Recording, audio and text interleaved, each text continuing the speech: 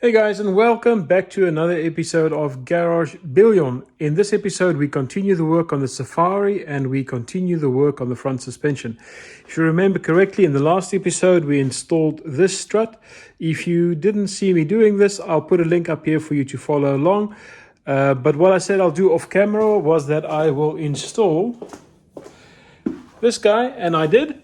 So this one's in. It was a little bit tougher to get in because the powder coating was quite thick on the area where the ball joint has to go in, but that's all okay. So in this episode, I would like to install some more of the front suspension, of which one is the rebuilt steering rack. We will be installing the dust covers, and maybe if I'm lucky, I'll finish off the anti-roll bar. And I'm just looking, there's something else I wanted to show you. Oh yeah, so I also have, let me just open this if it wants to play along. No, not that one, this one. I also have new discs for the front. So that means I've got new drums, new discs. So the braking system will be completely new once we get this thing back on the road. Obviously these discs do not come with bearings, so I have boxes worth of bearings over here. So this is the front bearing kit which I'll put in, and once my calipers are back, we can also put the calipers back on. And I have some new brake lines. So enough to do today. So I would say come along and let's go have some fun.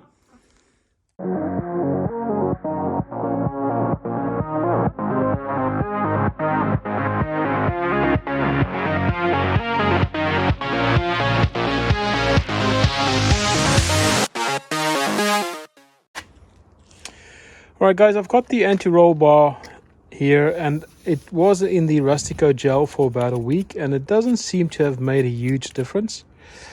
So I think this is some stubborn rust that's sitting under, I think, what must be powder coating. So I'm going to sand this guy down and I'm going to give it some etch primer.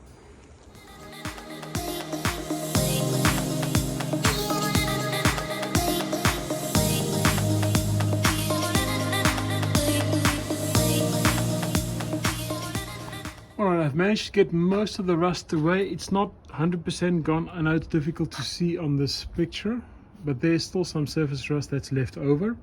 So what I'm going to do before I do the etch primer is I'm going to do some Brunox on this, because that'll then neutralize the rust and give me a base coat. So that's what I'm going to do now, and then after that I'll do etch primer, and after that I will do some black paint.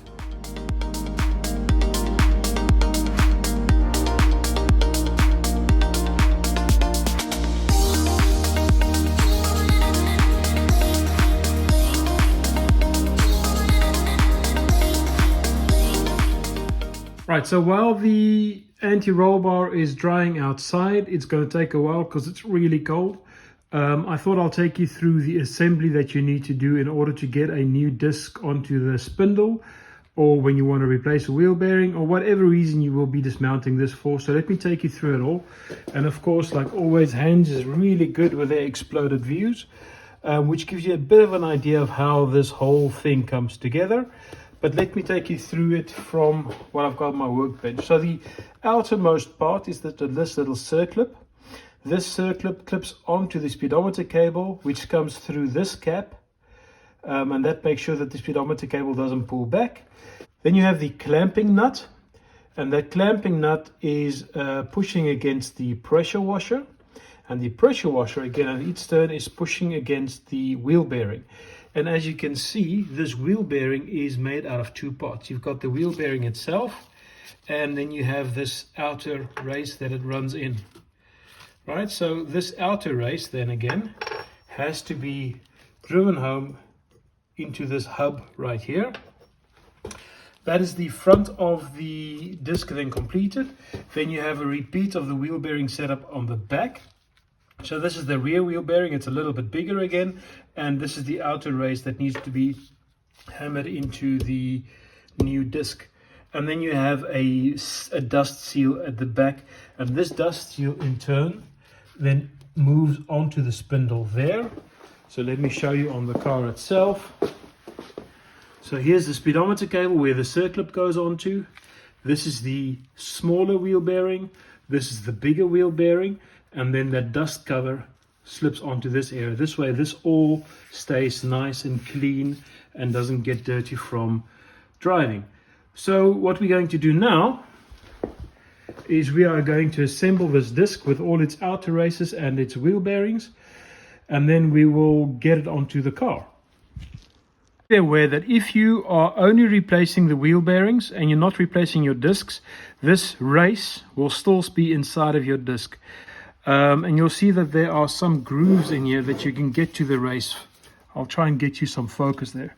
So you can see right there, that groove there will allow you to come from the back with a drift and push out the race, and the same goes for the other side. So what we are going to do now is we're going to drop the race in here, and I have got a socket, which in my case is a 28mm socket that kind of slides nicely into here, and you can see it sits on top of the race quite nicely. So what I'm going to do is I'm going to just drop the race into the hub here, and then I'm going to gently tap it home with my mallet. And it's really just that simple. This mallet might be a little bit small for this job, but let's get going.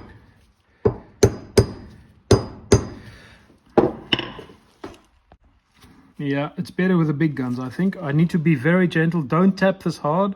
It's really just a matter of just ticking it until it starts going.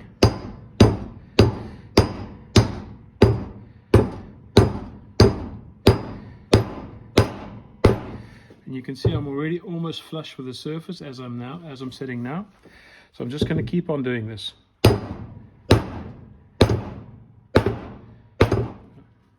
now I'm flush.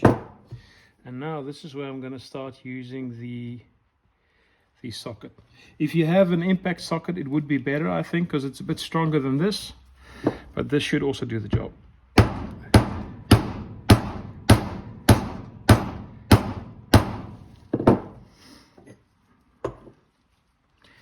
Alright, let me just show you this again.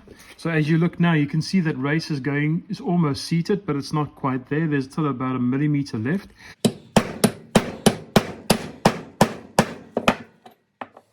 Alright, she's on the spot where she belongs. So this race is in. Let's do the other side.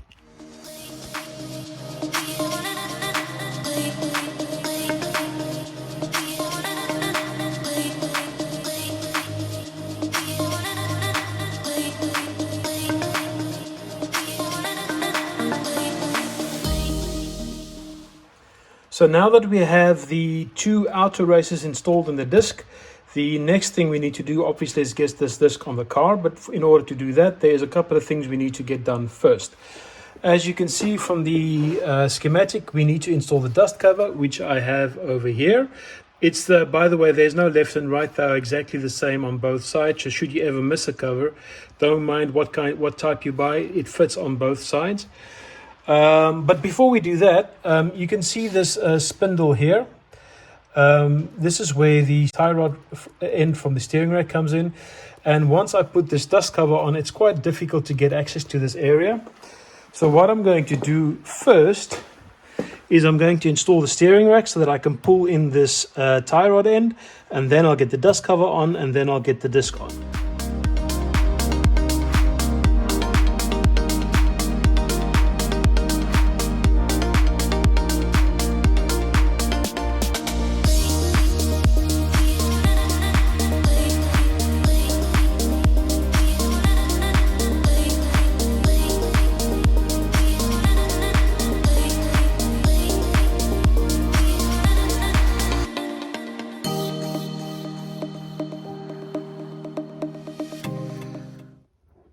Alright guys, I've got the steering shaft back onto the steering rack. Make sure that you use new hardware here, because this is a very important link. If this breaks or this comes off the car, then you don't have steering.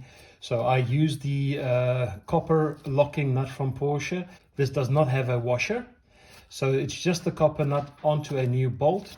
And then I'm going to torque that up to 25 Newton meters, and the same goes for the steering rack bolts. They'll all go up to 25 Newton meters.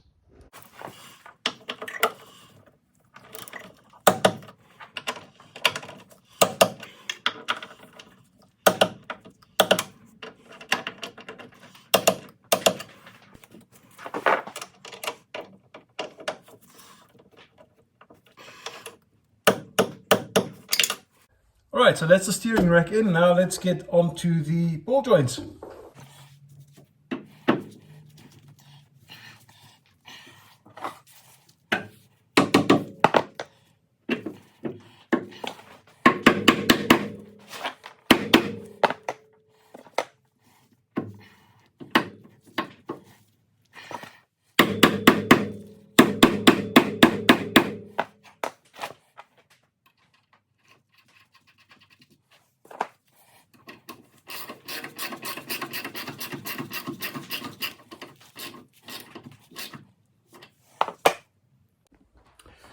Just before I torque up this nut, I wanted to bring your attention to this little book that I'm using. I've had a couple of you guys asking me the questions as to what is the torque spec for certain bolts.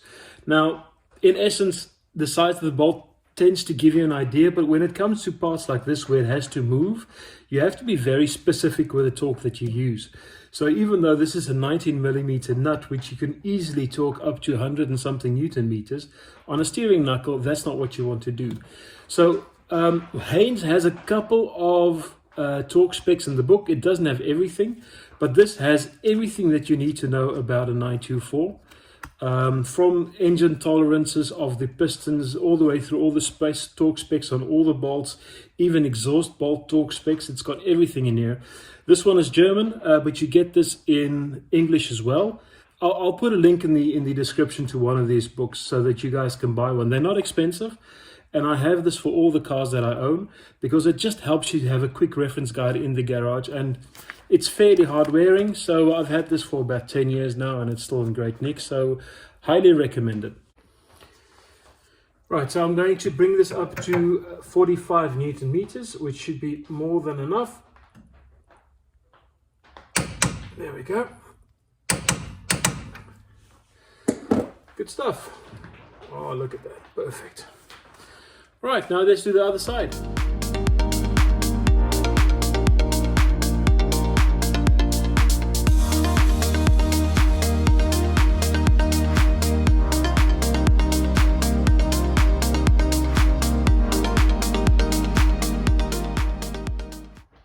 Alright, so now that we have the dust covers on both sides of the axle, I'm going to grease up the bearings, and then we're going to bring the disc onto the spindle and tighten it up. Alright guys, so you can see I've got the bearing on the back of the disc now installed. It's all greased up. I am not going to show you guys how to grease a bearing in this video because I've done that before. If you are new to my channel and you haven't seen how to do this, I'll put a link for you up there so you can have a look. But what we're going to do now is I'm just going to tap this seal into place, and then we are ready to get the front bearing on its spot.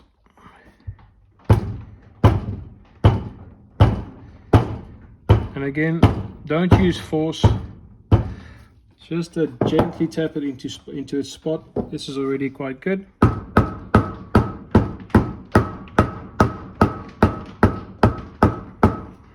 Alright, now we can do the front bearing, and then we can get this onto the car.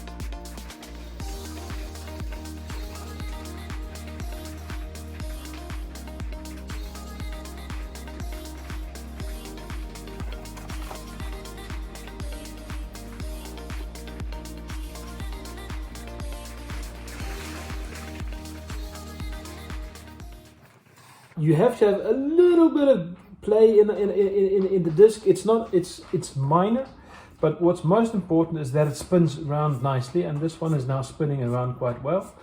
So I think I am happy with where I've got this. If I go tighter, you'll see it becomes more difficult for the disc to keep spinning. So you want the disc to be able to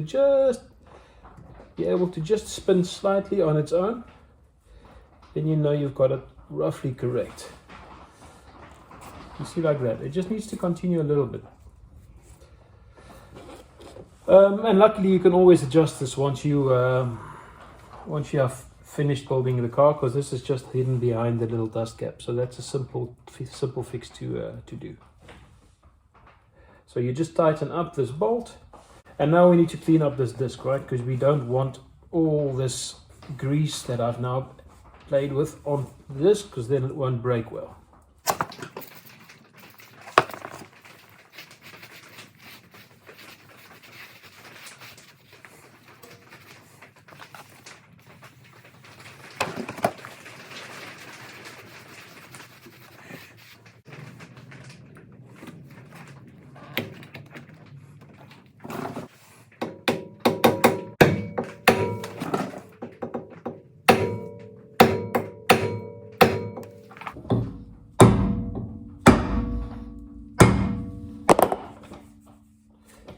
Perfect. Last thing to go on is a little circlip onto the speedometer cable, and then we are golden.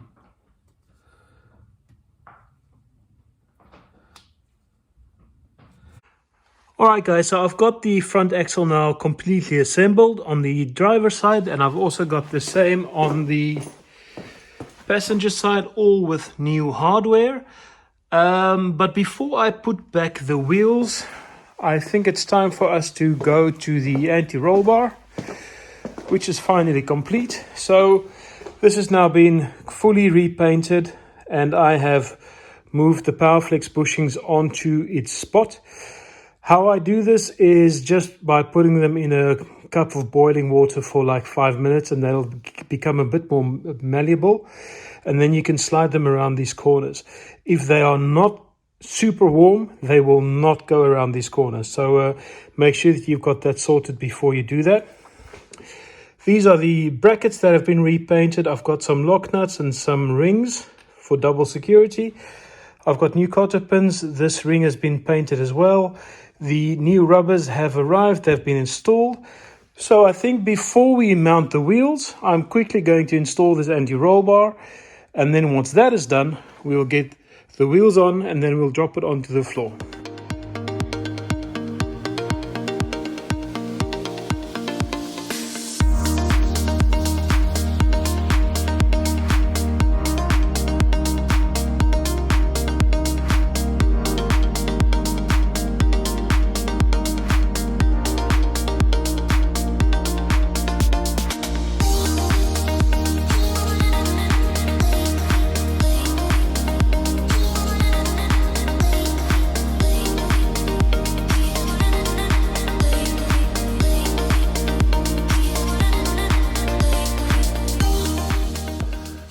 Alright guys, so you can see I've got the drop link now positioned, and I've got the anti-roll bar also in its spot. I still need to torque up those nuts. But what I wanted to tell you is that you have to put the drop link on kind of in this position, because you don't have enough room to move if you put the drop link on when the bar is hanging out here. So make sure the bar is roughly in place, then squeeze the drop link on, and then put it down into its bracket. And you'll see at the bottom, I haven't got it tightened up yet because the suspension is now at full droop. So I don't have enough thread here in order for me to get the other block on. So once the car is on the floor, I will quickly tighten up those bolts.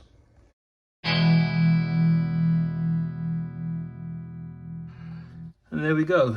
Cotter pin is in, the ring is in, it's protecting the rubber, and the rubber's on, everything's on. So let's quickly do the other side, and then we'll get the wheels on, and then once that's done, we'll quickly torque a few things up. Alright guys, so I've got everything now where it needs to be. The bolts that need to be torqued up are torqued up, and the anti-roll bar is now sitting in position. It just needs to be tightened from the bottom, which I'll do once the car is on its wheels. So that means now it's time for us to get the wheels onto the discs and drop the car off the lift.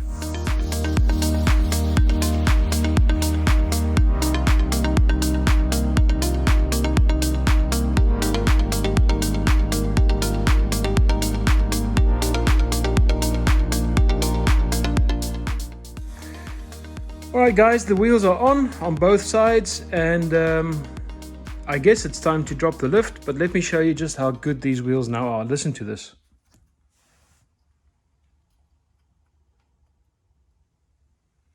Not a sound to be heard. So I guess the time has come for us to drop her off the lift. Let's go.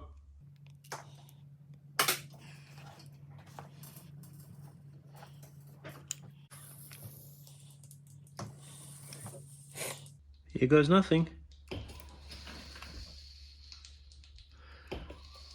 It's going well.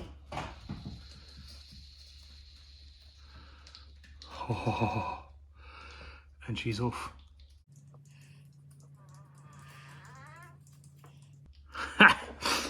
There we go, guys. She's on the floor. The lift's on the floor. You can see she's a little bit squatty at the back, but this is awesome. If you remember from the previous videos, look at this. All the space that I've got here. I'm not hearing anything creaking. Nothing has collapsed on me.